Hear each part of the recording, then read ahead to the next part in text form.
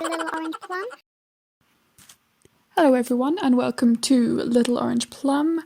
Today we are looking at a little subreddit called r/pointlessly gendered, celebrating all the times in life when we find ourselves segregated along gender lines for no good reason. And to start off we have gendered loofahs. They're like regular loofahs, except these ones are men's loofahs. They are manly loofahs. They are loofahs for him. So it's just like a regular loofah, except it's black. 100% you can get ladies' black loofahs, or more specifically, loofahs that are not in any way gendered, but this one, it's men's. It's men's loofahs. Because obviously we need to reassure men that being clean does not in any way affect their masculinity. And I just want to say I feel very sad for any man who does not think this is ridiculous. I feel very bad for you and I pity you greatly if you genuinely feel like basic sanitation is an area where you need your masculinity to be secured in. But yeah, we got men's loofahs. And continuing on this same subject, we have hand sanitizers for men. We're getting a very clear vibe that marketing departments think that men are dirty by nature, that we need to reassure men that it's okay to clean themselves, that they're not less of a man if they're not filthy. Because we have regular hand sanitizers, pocket-sized hand sanitizers, and then we have manitizers for men. Hand sanitizers made for men. Yeah, I'm gonna have to look at the comment section for this. What have we got here? It pains me to admit that manitizer is a clever name. It's very punny. It is punny. I will give him that. But yes, it makes sense if the woman's was smaller for undersized pockets in women's pants. That is true. It would make sense to fit them into tiny pockets. What would make more sense is making women's clothing with reasonably sized pockets, but yeah, okay. But no, we can see from the picture, they're basically the exact same size. There's no particular reason. The hand sanitizer is wearing a tuxedo. I need to move on. I need to move on. Okay, we have pointlessly lit gendered sides. So this is this how Christian couples take baths? Yeah. Yeah. Why does it need gender-colored lighting? Straight people need reassurance at every step in their lives. I hope not. I really hope not. Because it's a sad, sad world where you need to bathe separately from your lover in gendered lighting just to reassure you that you are still yourself, your identity, your gender identity and your sexuality did not all of a sudden change because of the lighting. But yeah, we got gendered lighting for no reason. Accidentally put your foot in the other half and you'll grow different genitalia. Yes, that is exactly true. It is a magic bath that will shrink and grow things and plop things out and suck things back in, dependent on the lighting. That is very accurate. Can confirm. And next we have this purple overpriced girl's toy. Are these... I mean, I know a lot of people tend to be like, well, there's reasons for the pink tax that have nothing to do with women. And like in most cases, I think it's like fair. For example, ladies' razors being more expensive.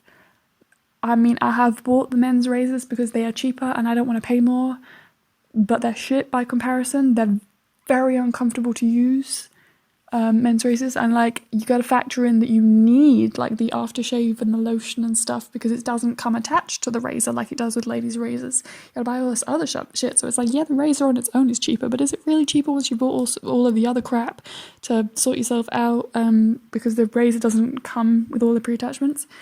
But in this case, if these are just different prices, like, I understand that these toys are not all identical, but they are all about the same size, so I don't know I mean, the ones on that same row are. So, like, if that just seemed kind of bullshit that the one girl's car would be priced more than other toys that are basically the same size, that are similar brands.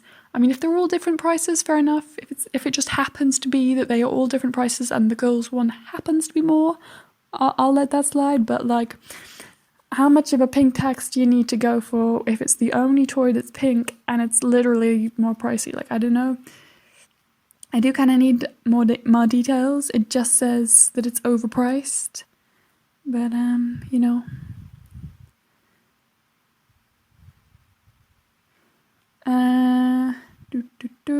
And it's pointing at other cars too, damn. I'm sure they were all overpriced, not just the purple one. I mean, that's probably true. As I say, I want a price comparison on these toys.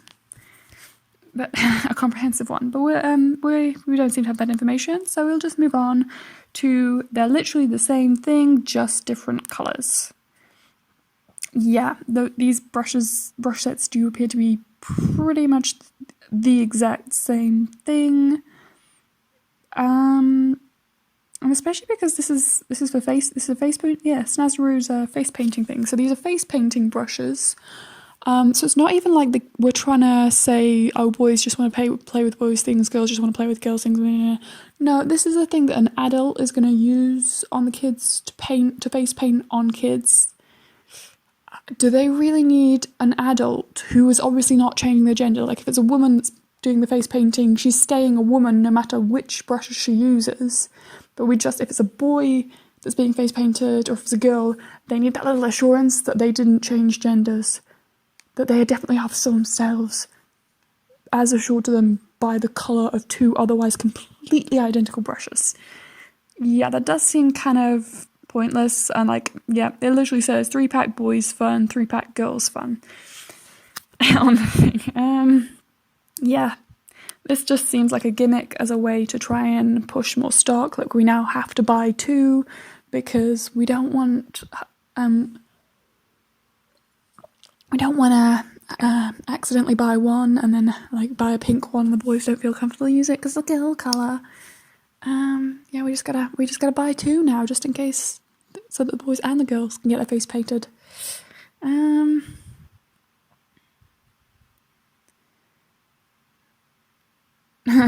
in the comments we have, well, at least there's no pink tax. Yes, I do appreciate the fact that they literally cost the same thing. Much appreciated. We should mix the colours and make them purple so that they will be gender neutral. That is not a bad idea. I mean, as I say, this literally just seems like a way to sell more stuff by making it pointlessly gendered.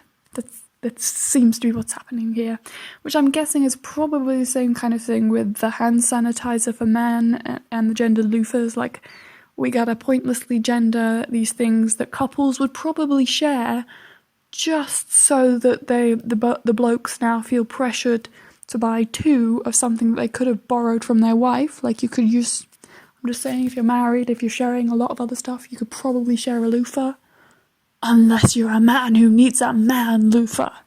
But yeah, great. Playing on people's gender-based insecurities to sell them more stuff. That's classy. Great businesses, that's real classy. Especially when it's the kids, because that's like they're still kind of figuring out who they are. You're kind of using them at a very fragile, easy to influence time just to sell more product. It's kind of sleazy. But yeah, that's pointlessly gendered for you. So yeah, that's my last thing that we're looking at for today. I hope you guys enjoyed this video. If you did, please like, comment, subscribe, all that good YouTube stuff. If you're not following us /pointlessly gendered, I would recommend it. Also, if you happen to stumble across anything that is pointlessly gendered in your life, you now know where to post it on our /pointlessly gendered, where you can all have a good laugh about it. But that is it for today, and I will see you guys next time. Bye!